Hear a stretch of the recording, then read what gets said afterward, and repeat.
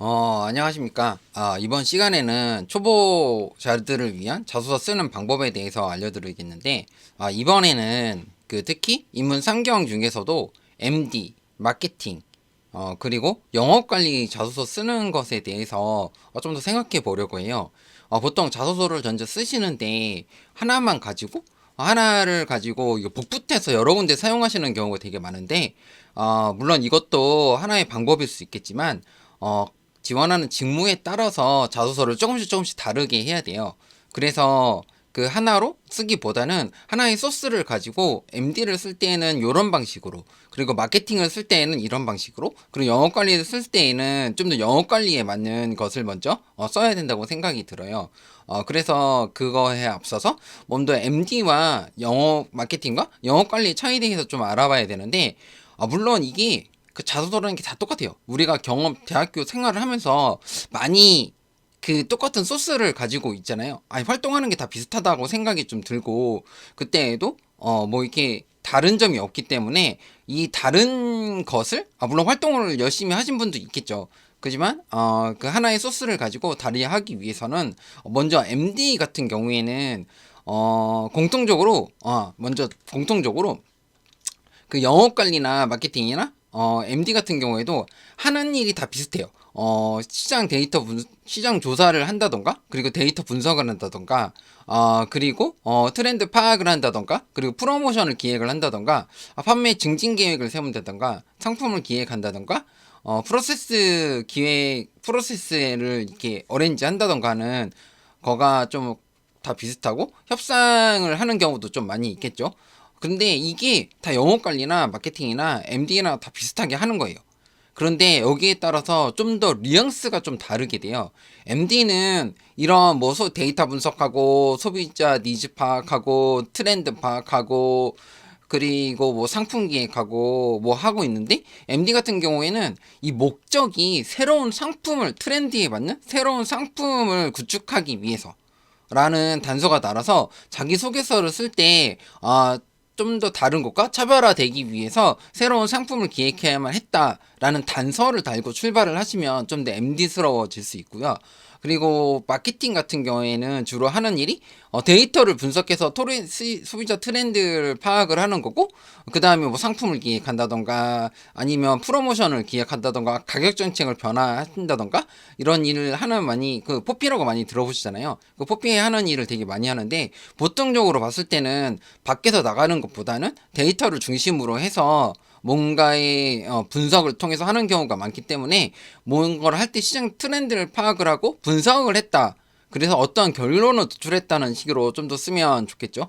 그리고 영업 관리 같은 경우에도 다 소비자 트렌드를 파악을 하고, 그 다음에 뭐 판매 증진 계획을 하는 게 다 중요하지만, 이거는 다 현장이 중심으로 이루어지기 때문에 현장 중심에서 뭔가 솔루션을 발견을 하고 그걸 해결할 수 있는 거를 제시를 해야 되는 거기 때문에 먼저 그걸 할 수가 있겠죠. 그런데 이런 일을 우리가 많이 안 해봤잖아요. 근데 이걸 해보는 것처럼 하기 위해서는 우리 소스를 가지고 있는 것을 바탕으로 이런 시장 조사하고 분석하고 트렌드 파악하고 그다음에 프로모션 기획을 했던 거를 우리 동아리나 뭐 이렇게 동아리 활동이나 축제 때 했던 거, 그리고 뭔가 아르바이트 했을 때 적용했다고 이제 쓰면 되겠죠. 그래서 첫 번째는 동아리 회원 모집을 할 때 어떻게 타겟군을 설정을 하고, 그다음에 인원을 했고, 소비자에 전달하기 위해서 포스터를 어떻게 작성을 했고, 동아리에서 뭔가 서비스 기획을 해서 다른 사람들한테 홍보를 해서 또 사람들을 모집을 하고, 그 다음에 운영을 하고 만족도를 높였다, 그라고 할 수가 있겠죠. 그래서 이런 거를 다 하기 전에 이 차별점이라는 걸 좀 더 이렇게 알아뒀으면 좋겠다라는 좀 생각이 들고요.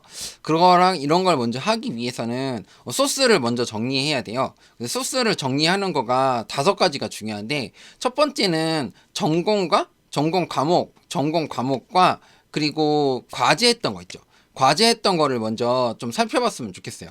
그래서 소비자 학과 강좌에서 마케팅이면 마케팅 관련했던 과목들을 좀 정리를 해보시고, 영업 관리면 영업 관리에 해당하는 그런 과목들을 좀 정리를 해보시면 좋겠어요.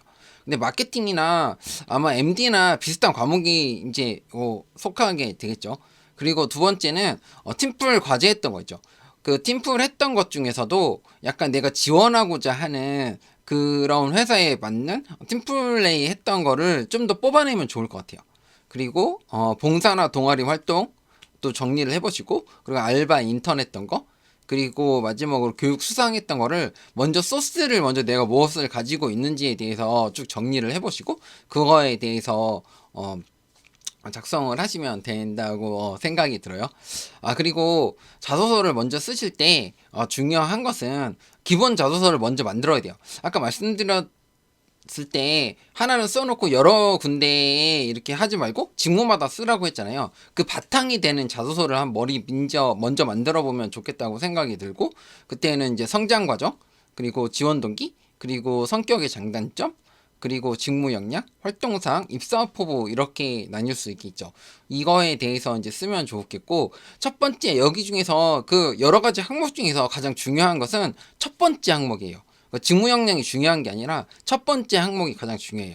왜냐하면 자소서를 처음부터 끝까지 읽는다고 봤을 때 그 자소서의 처음 느낌이 이게 영업 관리냐, 아니면 마케팅이냐, 아니면 MD냐, 스러우냐에 따라서 전반적으로 어떻게 읽히느냐가 좀 달라지거든요. 그래서 첫 번째 약간 그 성장 과정을 치고 들어올 때 내가 마케팅이면 좀 더 뭔가를 분석을 해서 데이터나 뭐 분석을 통해서 무언가의 솔루션을 제시해서 그게 좀 마음이 들었다 하는 방식으로 쓰고, 그 다음에 MD 같은 경우에는 내가 다른 것과 차별해서 이런 걸 기획을 했더니 정말 좋았다, 소비자가 만족했을 때 좋았다 라는 걸 쓰고, 영업관리는 소비자와 부딪히면서 현장에서 판매를 했을 때 좀 더 기분이 좋았다 는 식으로 쓴 다음에 그거에 따라서 아까 말씀드린 전공 과목이나 팀플이나 동아리 활동이나 봉사활동, 그리고 알바나 인턴이나, 그리고 뭐 교육 수상한 것 같이 이거에 대한 서머리를 성장 과정에 써주시는 게 좀 좋아요. 그래서 지원 동기의 그 직무 역량에다가 내가 가지고 있는 역량 중에 가장 센 거 있죠. 그거를 지원 동기로 직무 역량으로 빼버리지 말고 그 나열하는 거를 성장 배경에다 때려 넣으면 첫 번째 성장 과정에서 뭔가 내가 직무에 관한 게 나오면 뒤에는 자동적으로 다 다른 소리를 해도 그렇게 읽히게 되겠죠. 그리고 두 번째 지원 동기 같은 경우에는 산업에 대한 지원 동기가 있을 수 있고 회사에 대한 직무 지원 동기가 있을 수 있는데, 우리가 회사에 대한 지원 동기는 찾기가 되게 어려워요. 왜냐하면 우리가 이 회사를 들어가기 위해서 정말 우리가 무슨 노력을 했겠어요. 우리는 그래서 지원 동기는 약간 직무에 대한 목표를 잡고 직무에 대해서 이런 걸 하고 싶은데 이런 회사가 니네 회사가 맞는 것 같다 라는 식으로 맞춰가면 좋을 것 같다는 생각이 들고, 성격 장단점은 약간 쉬어가는 느낌? 왜냐하면 성장 과정에다가 먼저 중요한 걸 다 때려박아 놨기 때문에 성격 장단점에서는 뭔가 친화력이나 뭐 소통 능력 뭐 이런 걸 쓴다던가, 아니면 뭔가 퍼스널적인 거, 뭐 주도성을 가지고 있다던가, 뭐 실행력이 크다던가, 뭐 계획이 꼼꼼하다던가 이런 거를 쓰면 좋을 것 같고요. 단점 같은 경우에는 뭐 나중에 좀 더 이렇게 성격 장단점에 대해서도 얘기를 해보겠지만, 단점 같은 경우에는 그냥 욕심이 과해서 피곤할 때가 있다, 스트레스를 많이 받는다, 뭐 이 정도만 그냥 쓰시는 게 좋은 것 같아요. 왜냐하면 단점을 가지고 무슨 얘는 단점을 정말 솔직하게 썼어, 그래서 얘는 믿을만해, 이렇게 생각하지 말고 그냥 읽고 넘어갈 수 있을 정도로 쓰시면 좋을 거라고 생각이 들고, 직무 역량에서는 그것도 이제 서머리가 좀 필요한 부분이 있는데, 직무 역량 같은 경우에서도 아까 말씀 다섯 가지 뭐 이렇게 있잖아요. 그 전공 과목, 팀플 과제, 그리고 뭐 봉사활동, 그래서 활동은 이게 중요한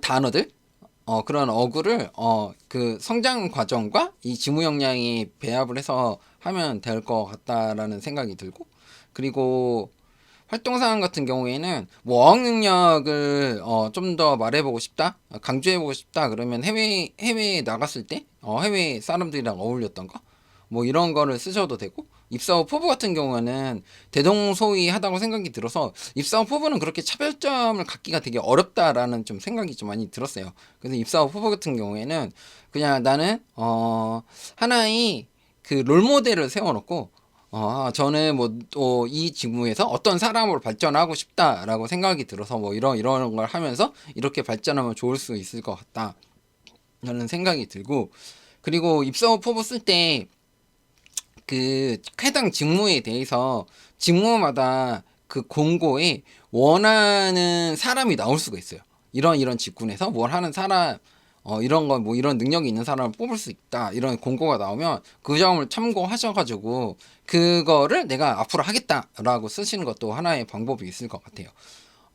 지금 이게 정리가 없이 좀 말씀을 드렸는데, 일단 다시 말씀드리고 싶은 건 MD나 영업관리나 마케팅을 쓸 때 자소서를 하나만 쓰지 말고, 자, 하나를 한 번으로 기본 자소서를 써놓고 이거를 바탕으로 MD는 좀 더 상품 기획하는 것 쪽으로 방향을 맞추시고, 약간 마케팅은 뭔가 데이터를 분석을 하는 것 쪽으로 좀 더 맞추시고, 그리고 영업관리는 현장에서 뭔가의 판매율을 높이기 위해서 뭔가 했던 일로 쓰시면 좋을 것 같아요.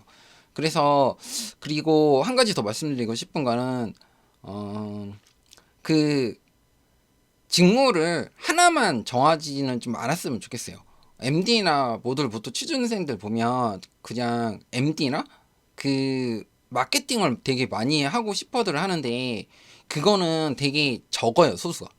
그 사람 뽑는 게 너무 적기 때문에 그것만 준비하시다가 보다는 보면 뭐 1년이 후딱 지나갈 수도 있고, 그거에 대한 커리어를 쌓기도 되게 어려울 것 같다라는 좀 생각, 커리어라고 말씀드리는 건 뭐 인턴 경험 같은 것도 쌓기가 되게 어렵다고 생각이 좀 들어서 그쪽도 하나를 준비를 메인으로 두시고 영업 관리는 사이드로 가져가셨으면 좋겠어요.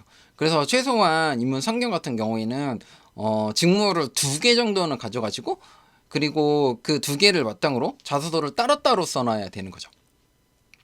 그렇습니다.